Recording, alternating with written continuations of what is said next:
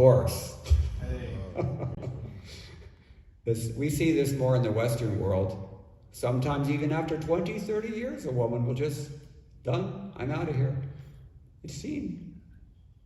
But anyway, the point is that the time factor is working on us, and all of us will have to give up whatever concession we have embraced under Shastric injunctions. Even if we get married, you're going to have to give it up, and that's why some people just exercise their option to blow it off altogether. Dismissed. Brahmachari ki jai.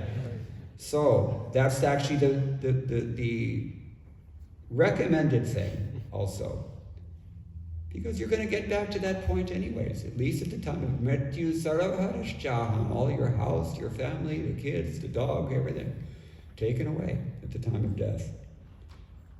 All right. So Vishwanath Chakravarti Thakur likewise comments on the same verse from chapter 10, or text 26 of the second canto.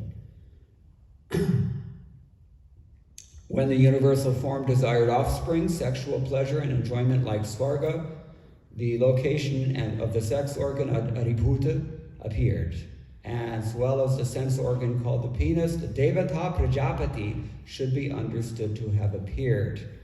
And elsewhere this Devata is defined as Daksha, Prajapati Daksha. He is the controlling deity of the whole sexual process, household ashram in general, you can say. Because actually, if you noticed in our books, there's no real detailed definition, or no real hard and fast, clear definition of sex life. Have you noticed that? Where is sex actually defined? The general word is used, maituna, but maituna means everything. Everything that goes on in the grihastha ashram. And just enjoying a chat with your wife, that's also considered to be sex life. It's actually pretty broad. So, and the controlling deity of all these things is Prajapati. This is what we mentioned, what has already been mentioned in the Bhagavatam, that is to say, back in the early chapters of the second canto. I mentioned Adi-Daivik, Adi-Atmic, and Adi-Bhautik levels of material existence. So you have the deity, you have the spirit soul who is involved, and you have the physical bodies that are involved in this process, in which somebody is controller and another person is controlled. So these things are all there. Our sex life is actually controlled by Prajapati Daksha. And if you want to enjoy sex life, it's going to come through his agency. And this is something to meditate on, because he's the representative of the Supreme Lord. So all these things are here, but the point is that this what we think to be completely apart from God is not so. This is the real essence of it. We have a constant tendency to atheism because we prefer to get God out of the picture as much as possible. That's why we come into this world.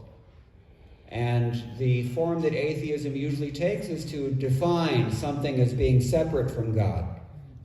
But Krishna says the rare soul is that intelligent person who understands Vasudeva Sarvamiti. Actually, there's nothing separate from God. Even sex life is God, in some sense, as these verses have been describing. So, apam viryasya sargasya parijanyasya prajapatehe pungsa shishna upastastu prajati ananda nirvatehe.